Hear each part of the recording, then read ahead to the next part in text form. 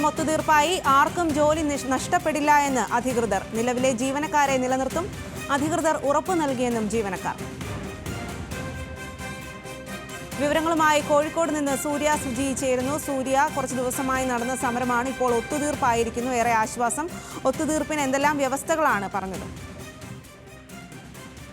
NIT-യിലെ security ജീവനക്കാരെയും ശുചീകരണ തൊഴിലാളികളെയും കൂട്ടത്തോടെ പിരിച്ചുവിടാനുള്ള നീക്കമായിരുന്നു അധികൃതരുടെ ഭാഗത്തു നിന്നും ഉണ്ടായത്.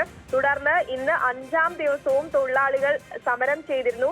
അതായത് NIT-യുടെ മുൻപിൽ സമരപ്പന്തൽ കെട്ടിയാണ് ഏകദേശം 300ഓളം വരുന്ന തൊഴിലാളികൾ സമരം ചെയ്തത്. ഈ സമരം ഇപ്പോൾ ഫലം കണ്ടു എന്ന് തന്നെ നമുക്ക് പറയാം. NIT ഡയറക്ടർ പ്രസാദ് കൃഷ്ണ തൊഴിലാളികളുമായി സംസാരിച്ചിരുന്നു. അവർ തമ്മിൽ നടത്തിയ ഒരു സമവായത്തിന് ശേഷമാണ് ആർക്കും തന്നെ ഇത്തരത്തിൽ ജോലി നഷ്ടപ്പെടില്ല, ഈ ജീവനക്കാരെ എല്ലാം തന്നെ നിലനിർത്തും എന്നൊരു ഉറപ്പ് ഇപ്പോൾ ജീവനക്കാർക്ക് NIT ഡയറക്ടർ നൽകിയത്. രാവിലെ ഈ തൊഴിലാളികളെ അനുകൂലിച്ചുകൊണ്ട് കോൺഗ്രസ് പ്രവർത്തകരും മാർച്ച് നടത്തിയിരുന്നു. ആ മാർച്ചിന് ശേഷം സംഘർഷമുണ്ടായി. അങ്ങനെ അത് ദൃശ്യമാധ്യമങ്ങളിൽ വാർത്ത വന്നതിന് ശേഷമാണ് ഇവർ തമ്മിലൊരു ചർച്ച പോലും നടന്നിരുന്നത്. അതുകൊണ്ട് തന്നെ ഈ NIT-യിലെ ഈ തൊഴിലാളികൾ നടത്തിയ സമരം ഇപ്പോൾ ഫലം കണ്ടു എന്ന് തന്നെ നമുക്ക് പറയാം. സ്വാതി.